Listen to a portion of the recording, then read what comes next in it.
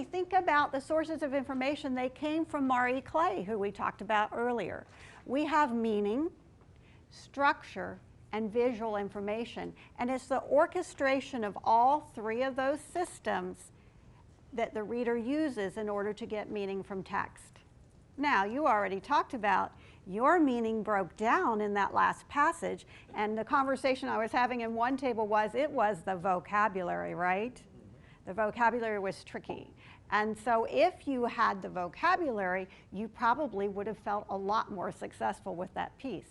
We really wanted to make sure that the teachers were feeling an authentic experience of what is the child feeling when they're doing a running record. Then we pulled it back to, what does that mean as a teacher whenever you're prompting? Like, what are you looking for in the running record specifically?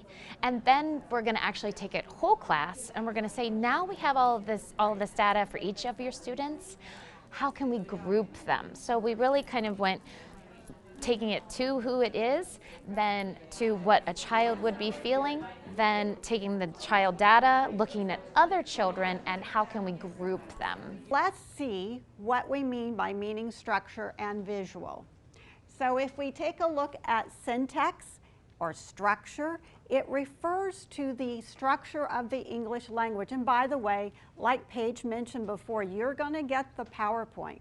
So you will have all of this. And you can pick and choose what your team needs, right?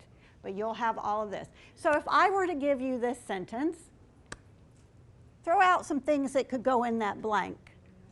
Ran, jumped, slithered, ooh, love it. What else?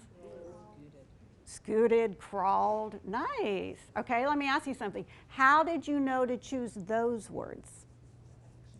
They're action words, they're verbs. How did you know to put a verb there?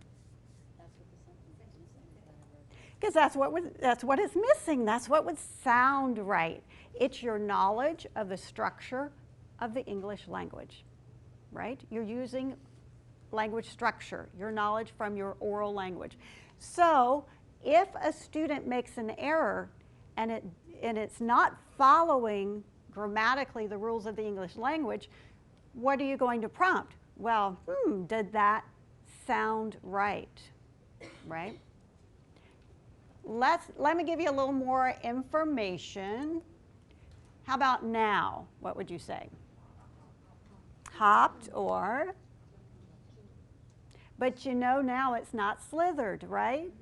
Okay, how do you know that? Rabbits don't slither, right? You're using your knowledge of rabbits, your background knowledge. And so that we refer to that as the meaning.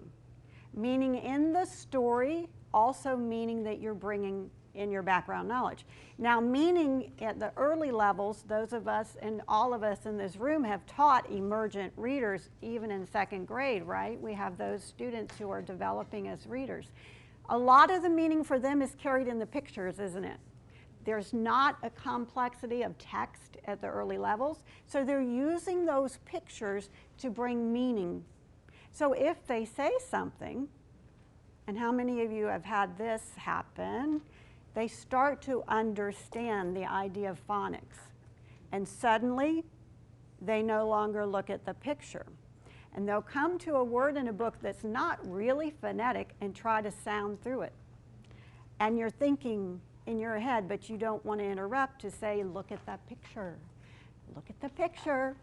Now, during a formal cold read, we can't prompt at all, but if it's a first read of a book that we've introduced, that might be the prompt, right? What would make sense? Later on, it's what would make sense in the context of the story, right? As they move up in the levels, and naturally, the pictures become less supportive, and we want that. We want them using their strategies.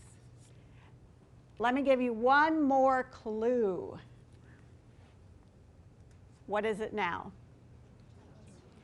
Jumped, right, and you knew that because starts with a J, right? So you used your knowledge of letters and sounds.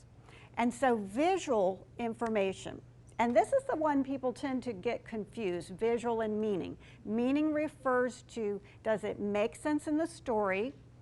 Is there meaning in the pictures? Visual refers to the way the letters look and sound. So just to tie it all together, here's a slide you can share with your teachers. The orchestration of those sources of information in the text help readers understand what they're reading.